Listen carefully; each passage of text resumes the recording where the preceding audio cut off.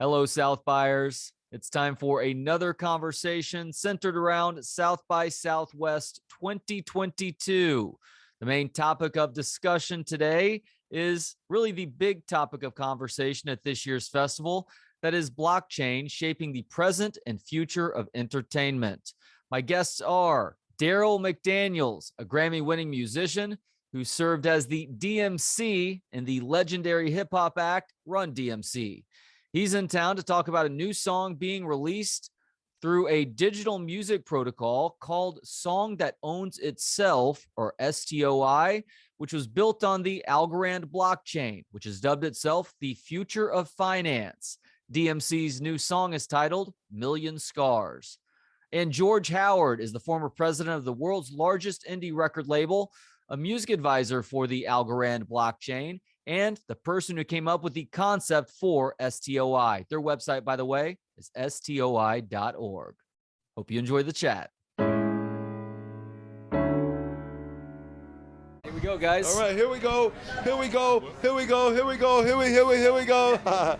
Best intro to Books on Pod ever. I'm Trey Elling here, South by Southwest 2022, standing with Darryl McDaniels, aka DMC, and then also George Howard. Guys, thank you so much for the time. Thank you for having us. Happy to be here, thank you. Y'all having a good time in Austin so far? Very, very good time in Austin. We're redesigning the future of music. What could be better? I am fascinated to hear more about this. I think the big theme of South by Southwest this year is blockchain and really the wave of the future in terms of media. George, this is really your brainchild. This is your passion project right now. So what exactly is STOI? I always prefer to have DMC speak first, but STOI. Song That Owns Itself is a concept that kind of inverts the traditional paradigms of the relationship between creator and consumer and intermediaries. Historically, and DMC can talk about this far better than I, but historically artists create something, they kind of hand it over to record labels. Record labels own it forever. What we're doing is giving back the control to actually kind of the song itself, but importantly we want to make sure that the song gets what it wants. What does the song want? It wants to be heard by the right people, and we believe that when you build a community around this, your favorite band, you learned about that band not from some record label but because of a friend, and it's been the fans that have been left out of this equation. Song That Owns Himself, through blockchain, through tokenization, puts the power back in the hands of the fans and the creators. We're involving everybody in the creative experience that has been excluded, thought about, and then people overlook them. So it puts the power back into the creation itself, which comes with the creator, what connects to everybody else. We're making this something that everybody can experience, not looking from the outside, not hoping it could be part of it. When I think about it is, I probably had maybe 30 meetings about my own creation, when these labels probably had millions, and even now, they're having even more with streaming. Now, it all starts with us and it stays with us. It really feels like this, and I'm still trying to wrap my head around this. It's really just cutting out the middleman is the bottom line. Is that right, George? Well, it's looking at the value that the middle person creates. And some middle people actually do a tremendous value, and those people should be rewarded. Other middle people don't. And historically, they've been able to kind of keep getting rewarded long after they've done anything. But so when we can actually identify what I call the most passionate percentile, in any group of fans, there's going to be some small percentage that are the ones doing all the work. Now, through blockchain technology, we can identify them, issue them tokens that allow them to get more access to his creations when they tell their friends, right? So there's benefit from it. And benefit from it, right? Whereas if you're just somebody, whether it's a record label, a manager, a publicist, a radio station, or whomever, if you're not adding value, okay, but why should you be continuously rewarded? On the other hand, this is a very positive sum gesture. We're not saying we have to burn down anything. Let's just look with a clear eye on how this actually benefits the creators. So Darryl, in your efforts to do everything you can to promote this technology, you've come up with a new song. It's called Million Scars, if I'm not mistaken. Yes. What exactly is the song about? The song is actually about physical, mental, technological, spiritual, emotional, material scars. There are always things that created problems and adversity and obstacles in your life. So we're using this song to remove all of that. And if you're looking at it from a music business standpoint, since we had ears, we talked about what's wrong with the system and systems. So not just the music industry, the social systems, the economic systems, the political system. There's something wrong with all the systems. I am showing that it starts with us. See, this is not just about me, it's about the community of people. I don't call them friends, I call them fans, because above all of them is not what I am. So this is solving, repairing, and healing. So Million Scars is about your social, your personal, your spiritual, your emotional, and spiritual healing. We can take that example of who we are as persons, and technology and creativity, or should I say the arts, allow us to not just, man, I wish we could do this and do that and do that.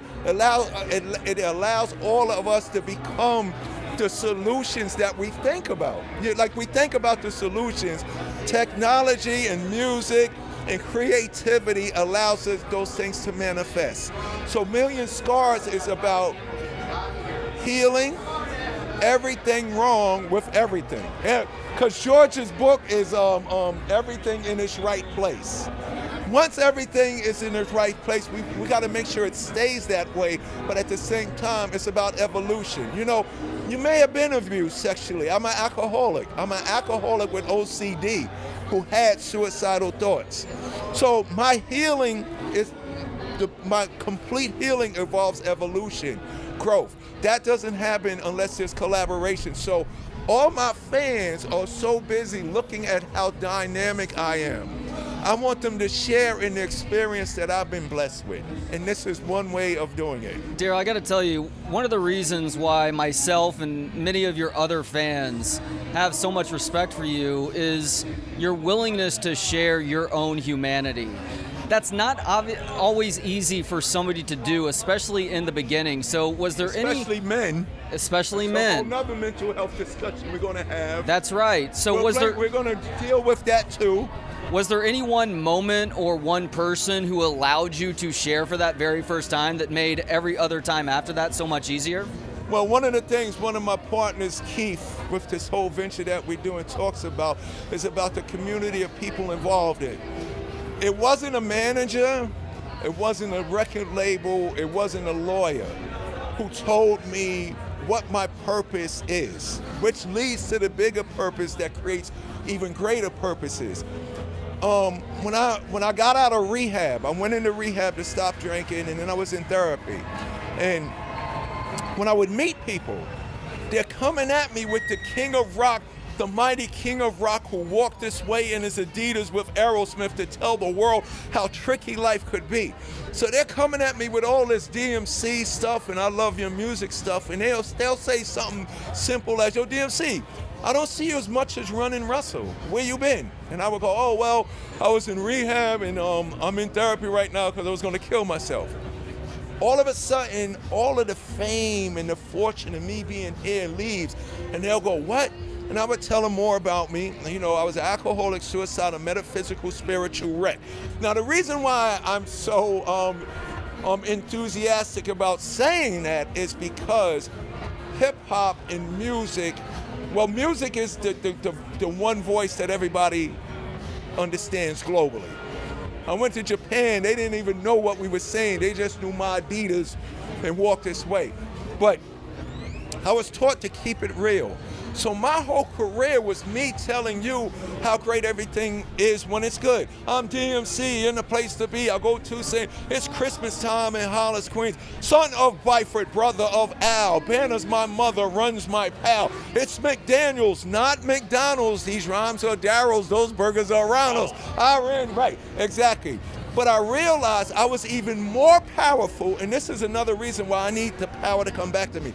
I was even more powerful when I talked to people about honestly struggling, or my day's not going good. Because 150% of the time, the individual that I was speaking to would go, and two things would happen. They would either go, And you gotta understand, they scared to tell me. They look around and go, I've never told anyone this, DMC. Me too. Or they would go, I've never told anybody this, DMC. My mother, my sister, my brother, or wife. So I realized I got more in common with all of these so-called fans than just them liking my music. So that's the passion that creates purpose. And that purpose is what we're going to use, utilizing our art, our creativity, our technology, our communications to do what was Run DMC in the business of, making everything better. Adidas, sneakers. Well, Steven Tyler took the mic and knocked down the wall of separation. So I've been put in a position by the rock and roll hip hop gods to have a responsibility to make it better for those people that might not speak up and talk about what they're going through, so they can realize that they're not alone. If they don't speak up, they're gonna think they don't. But if DMC says it, and if I did it with the sneakers, I did it with hip hop and rock and roll, I did it with everything that I touched, imagine what we could do now in this wonderful time of science and thought and vision and enthusiasm. You know, everything that I've done was inspired by comic books. Stan Lee created a monster when he created Marvel. So you have your own comic too. And I started my comic book. So what I'm trying to say is, my community of people, we got so much more in common than just the music. And now I get to manifest that. Portion of the song that owns itself will be allocated to mental health organizations. We believe that we've got to destigmatize mental health. I think there's also a very clear nexus. I'm pretty deep on the Asperger spectrum, if people can't tell already, and a lot of technologists are. I'm a musician as well. A lot of musicians struggle with emotional and mental issues. So it's another way that we can start galvanizing people together, and the only way we get there is to talk about it. Right? And not stigmatize, but normalize it. We have to destigmatize it. Yeah. Well put. The website is STOI.org. George, what can people do when they go to STOI.org? So they can support Darryl's mission, right? They can get involved, and that's the key thing. That's correct. This is an inclusive community. We have an opportunity with what everybody's calling Web 3, where we can all build things together rather than having built top down and foisted upon us. We're trying to foster a community and get involved, right? And this is a welcoming community where people can spread the word and become part of this through the tokenization, and then have a say in where this goes forward, right? Let's rebuild the music industry with artists at the seat of the table using this technology, not the other way around. Darryl, this is my last question. I'm sorry that it's so open-ended, but I don't want to try and send you down a particular path when I know what you're capable of doing, whatever the hell you want to here. Do you have a favorite memory from your time either here in Austin or in the state of Texas?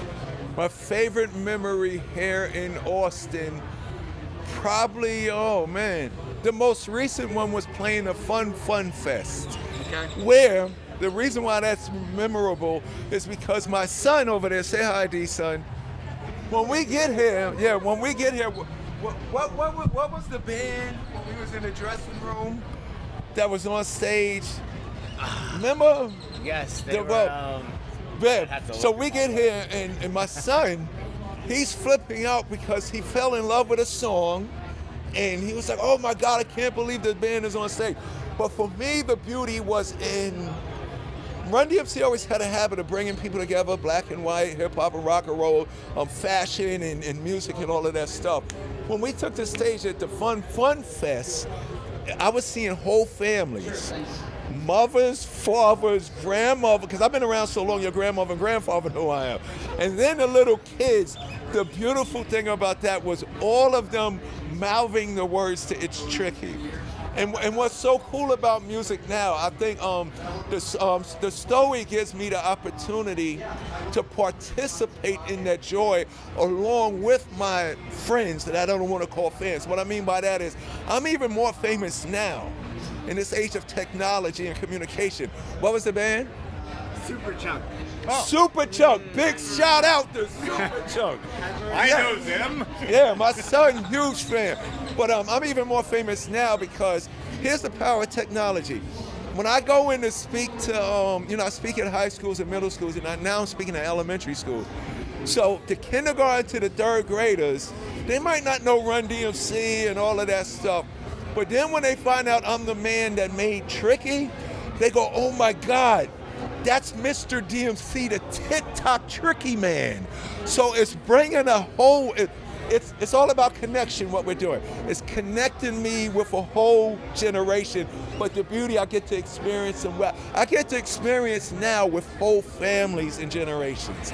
That's the reason. And the other thing about Austin is the food culinary scenario is off the chain. Is there a place that comes to mind?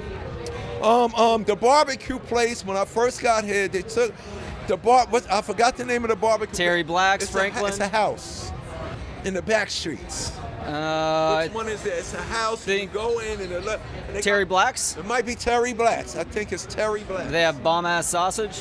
Yes. Yep. Yes, and they give you a lot of meat. Yo, crazy. Terry Black's is where it's at. Take that from Darryl Mack. Well, I got to tell you, you have some a 7- and 5-year-old fan in my household who are not only big fans of Tricky, but also my Adidas as well. You continue to touch these younger generations. Yep. I'm just happy to have a presence, and now I can have participation with all my generations doing the great things that we're doing. You know what? That's a result of your own efforts. You continue to stay on top of things. You continue to reinvent yourselves. Guys, congratulations on this current venture. Best of luck with STOI.org, and thank you so much for the time today. Thank you. Much appreciated. Thank you. Thank you for listening. A reminder that you can check out all of my conversations from South by at booksonpod.com. Just click that SXSW 2022 tab at the top of the page. Also want to give a shout out to Gentleman Jesus. He's the guy responsible for the intro and outro music. Check out more of his work at gentlemanjesus.com. Remember to give us a follow on social media at Books on Pod. Until next time, for Books on Pod, I'm Trey Elling. Good day.